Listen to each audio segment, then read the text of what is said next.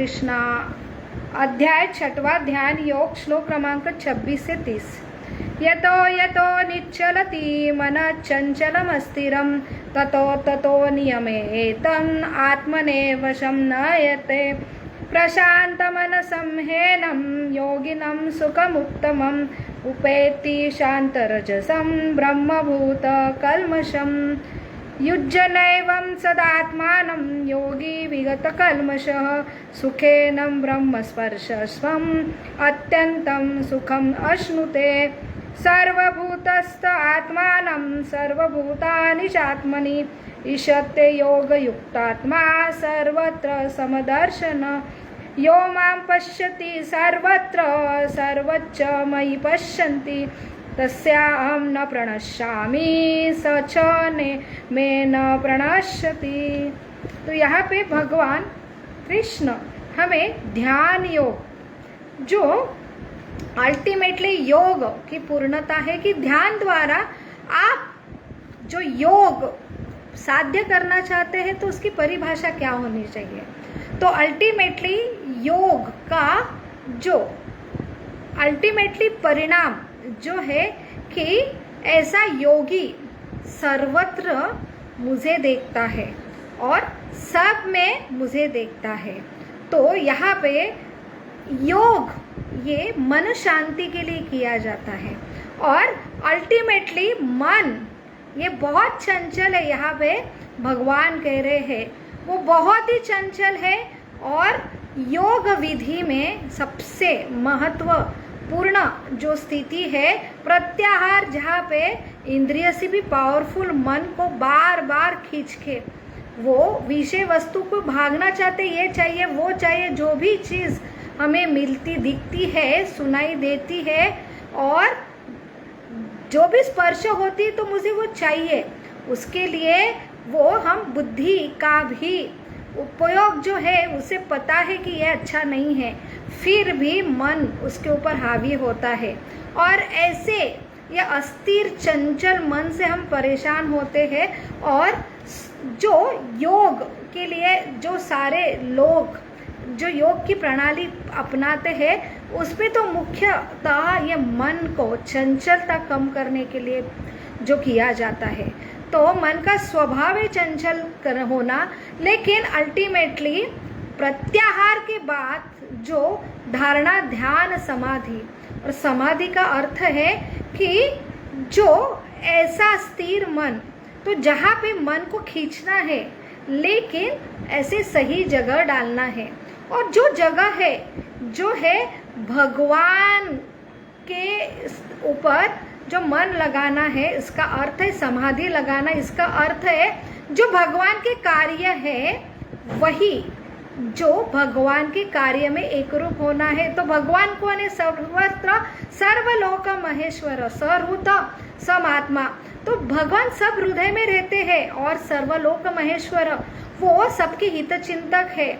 तो वही जो भगवान के कार्य है वही कार्य ये योगी वो स्थित होता है और जो सब में, जो सिर्फ हृदय में परमात्मा ये है मेरे हृदय में, लेकिन वही सब जीवों के हृदय में भी परमात्मा है भगवान। और वही ममत्व जो भगवान सबके पिता सब जीव पुत्र है, वही जो दृष्टिकोण से सबको देखता है वही सही योगी है। तो मन विषय वस्तु से निकालना, भगवान के ऊपर केंद्र होना, इसका अर्थ ये नहीं है कि सिर्फ समाधि में जाना और एक रूपता जाना, सिर्फ मेरा सोचना कि मैं बहुत परेशान हूँ और इसलिए मेरे शांति के लिए मैं योग करता हूँ। तो ये आधी प्रणाली है, लेकिन पूर्ण प्रणाली जो योग में स्थित योगी जो है भगवान के कार्य में एक रूप होने का अर्थ है कि जो सर्वत्र भगवान को देखता है। तो भगवान सब जगह उपस्थित है, अंदर भी है, लेकिन वो बाह्य सब जो चल अचल जड़ सारे वस्तु में भगवान उपस्थित है। और जो योगी है जिन्होंने पूर्णता प्राप्त की है वो ये दृष्टि उसे आती है कि हर जीव में, जीवात्मा में भगवान उपस्थित है और इसलिए वो जो है उसकी समदृष्टि होती है, चाहे ब्राह्मण हो या चाहे जो है चांडाल हो, मांस खाने वाला, या कोई प्राणी हो। तो इसका अर्थ ये नहीं है कि ये सब एक समान है, लेकिन ये योगी है वो ऊंचा, बहुत श्रेष्ठ है जो ब्राह्मण, और जो सबसे नीचा है उनको सेम लेवल पे देखना। इसका अर्थ है कि सेवा के रूप में, कि ये सारे ब्राह्मण आता है तो बहुत शिष्टाचार है, श्रेष्ठ व्यक्ति आते हैं तो उसके सामने हम नमन होते हैं, उसकी सेवा के लिए सब कोई दौड़ता है। लेकिन कोई निचला आता है या जानवर आता है तो उसके साथ बुरा व्यवहार होता है, तो ये उसका योगी का तत्व नहीं रहता है। जितना मान सम्मान वो ब्राह्मण श्रेष्ठ व्यक्ति को देगा, उतना ही एक कुत्ता जानवर जिसमें भी भगवान है वो भी वो हृदय में भगवान देख के वो समभाव से उससे ट्रीट करेगा। तो ये होता है सही योगी। तो इसलिए योगी सिर्फ अपने स्वार्थ के लिए ये संसार से निवृत्ति लेके बस मुझे शांति चाहिए, ये योग की सही प्रणाली नहीं है, बल्कि जो एक भगवान के कार्य में स्थित होता है वही कृष्ण भावनामृत कार्य जो है। तो भगवान जो कार्य करते सबके जीवों के हितचारी है, सबसे प्रेम करते हैं। तो आइडियली जो योगी है जो ये स्थिति प्राप्त करता है, प्रेमांजन अचुरित भक्ति विलोचनेन संत सदैव हृदयेषु विलोकयन्ति यम श्याम सुंदरम अचिंतम गुणस्वरूपम गोविंदमादि पुरुषम तमहम भजामि।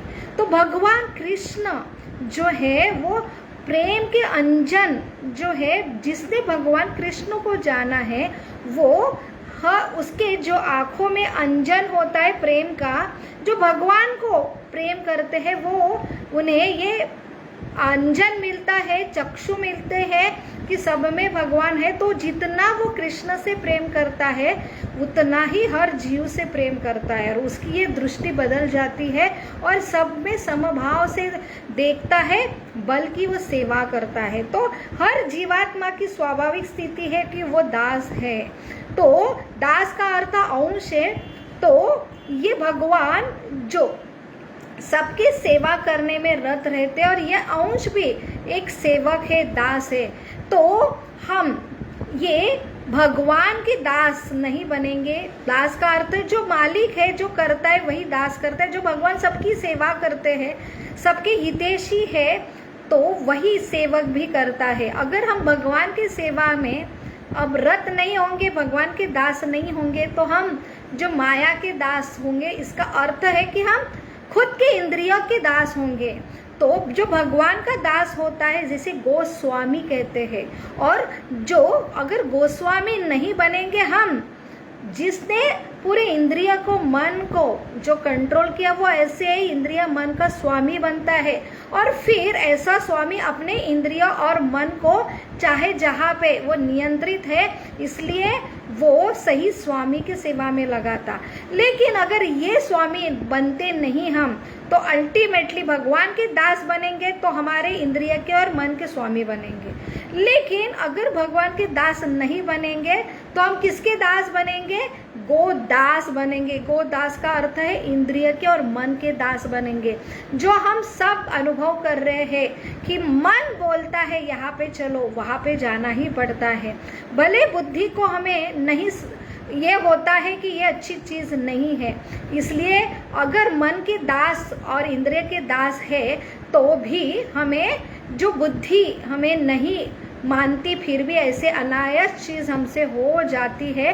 ये लक्षण है गोदास के। और ये क्यों है स्थिति? क्योंकि सही स्वामी की हम दासत्व हमने स्वीकार नहीं किया। और ये कब होता है?